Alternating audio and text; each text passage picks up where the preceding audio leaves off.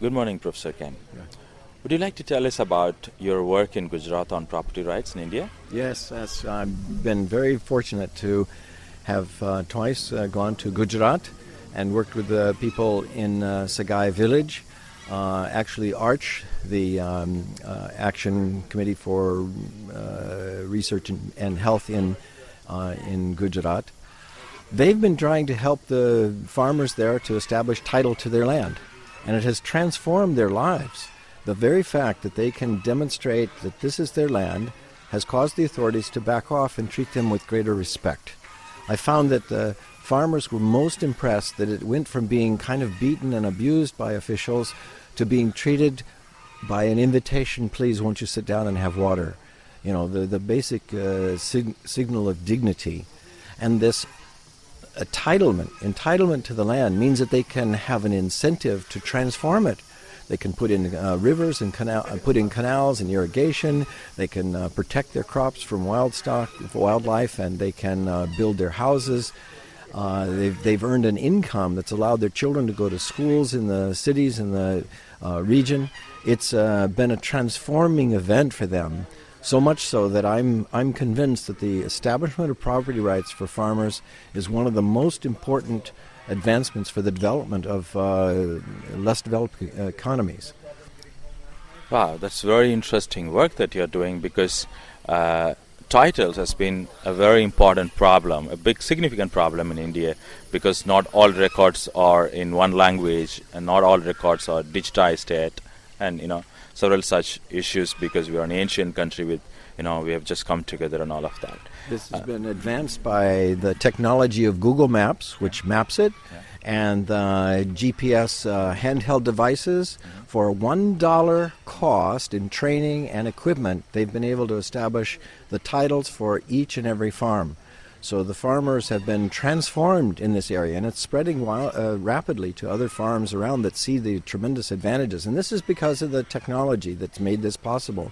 And it's very hard for the authorities to deny the right to the land when they see pictures of their farming and the actual mapping coordinates that designate them. So it's been tremendously beneficial just in recent years. That is so wonderful and very inspiring. How many farmers have benefited so far about this? I understand that it's about 120,000 farmers that have already been benefiting by this.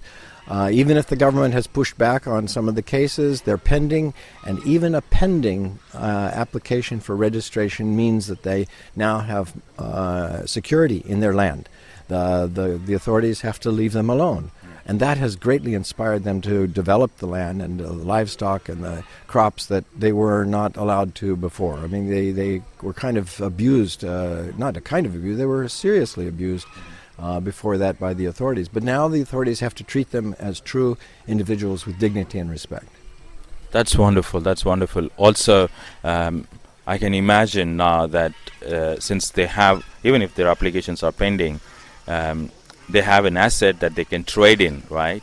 So they are able to exchange some of the lands with something. Well, or the tribal laws don't allow. These forestry lands, they're not allowed to sell them. And there are certain restrictions on what they can cut down, for example. But it allows them to develop it unimpeded. In other words, they can produce and develop their own land without the fear that the next day some official is going to come with a bulldozer and knock it down or arrest them. They have much more personal security. Now, if they cannot exchange it, and they already had the land in any case, and they could have developed it even without the title, why is it so important? Because they cannot in any case dispose of the land. Or is it that without the titles they were not even given access to the lands? Now, without title, at any time, they were kicked off the land. They were sometimes forced to do building roads for the Forest Service. They were often they had their cattle just taken from them. And with the ARCH organization, they were able to push back with legal advice, because the head of ARCH, Trupti Mehta, and Ambrish Mehta, the engineer and the lawyer, they combined these talents to give strength and power to the numbers of farmers that were abused. And now they're greatly reformed. I've been there, and I've seen the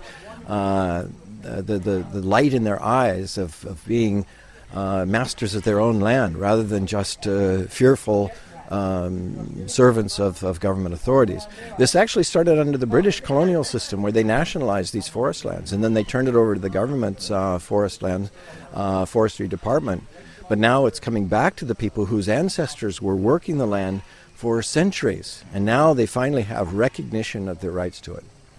That's fantastic. In fact, Professor Ken, this government has been talking about minimum government and maximum governance, and the Prime Minister just recently has also started a campaign for Digital India.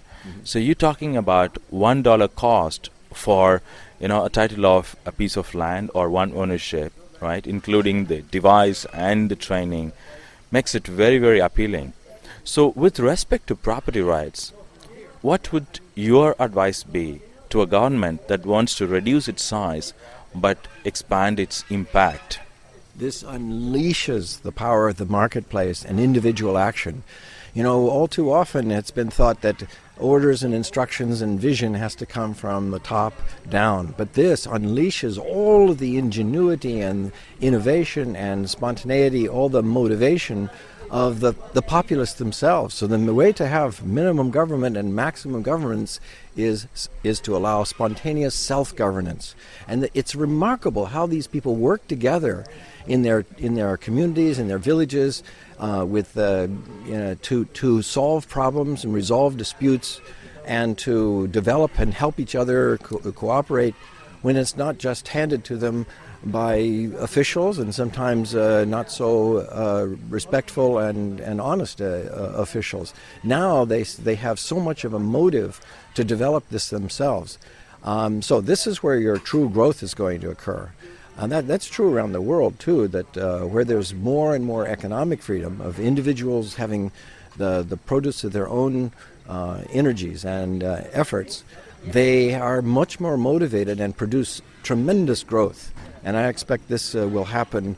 It'll sweep from India. India will be the demonstration model that will sweep across Asia and Africa and South America, where property rights are so broadly denied to the general population that works the land.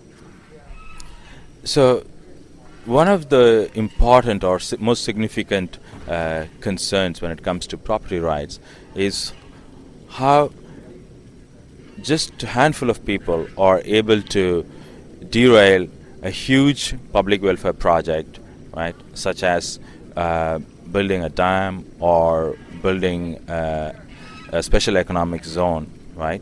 So there is a lot of discussion and public debate between various political parties and experts in India on what should be the right amount of power that the state should have to forcefully take land from farmers and others if it is needed for public welfare. What would be your solution to such a system? Okay, I'm first of all, when people say that a government project is being designed for the public welfare, a skeptical flag goes up in my mind, because all too often some very powerful cronies of the officials inside have convinced them this is going to benefit us, and you've got the weight of media behind you and the power and authority of government, so you're just going to push your weight around. A lot of times people just give up to the government because they feel powerless against them. But I have this belief that if you can't take my property, that I can't ask then you can't ask the government official to take my property either. If it's wrong for you to take my property against my will, it's wrong for others to force me to take it, because you will use the government for all kinds of things that aren't really for government purpose, but they're couched in those terms. We in Hawaii have this big issue too, how influential sectors have persuaded everybody that a railroad is necessary, and everybody must give their property and their money for this. But what they fail to do is to recognize first the power of the market to solve these problems. If they want to build a dam, yes, dams can have a benefit, but you compensate people adequately enough to get them go along. All too often they say, "Oh, this 20% won't go along with this," but that's because they really haven't offered them sufficient compensation. And there are a lot of ways you can influence. You could say, "Well, we'll give everybody more compensation then." And that happened in the With Arch, their earliest projects to help develop a dam in their region in Gujarat, they found that, well, the farmers, when they were offered good land at a much better place, closer to the villages, to the transportation centers, they were willing. But if you offer them dirt and just push them around and say, well, the dam is more important than you, then of course they're going to be resentful of it. So you have to really, really offer generous compensation if you feel the benefits to the general community are going to be great. And I don't trust officials always to be concerned about the general population. They're often concerned about who their friend was that contributed to their own personal gain in order to get these things. So be very, very cautious about the use of government using the term public welfare. There is no such thing. It's everybody as an individual, and the authorities are no different. They will use the power to benefit themselves as well. Thank you so much, Professor Ken. This is a very important issue now in our country, and we have a conference coming up on July 13th exactly on this issue. We call it India Property Rights Conference. I'm very sure your inputs are going to be a part of the conversation there, and it's going to definitely help the policymakers. Thank you. Thank you very much. Thank you, Ken. How did it go? Well, I got caught up in it, all passionate and everything. I know, that's important. That's the whole point. Well, right? these things, it's really good to have passion. Well, we got 1 minute, so thank you very much. And if you want to do Thank you. more Yeah, session, we can. Take a look at it.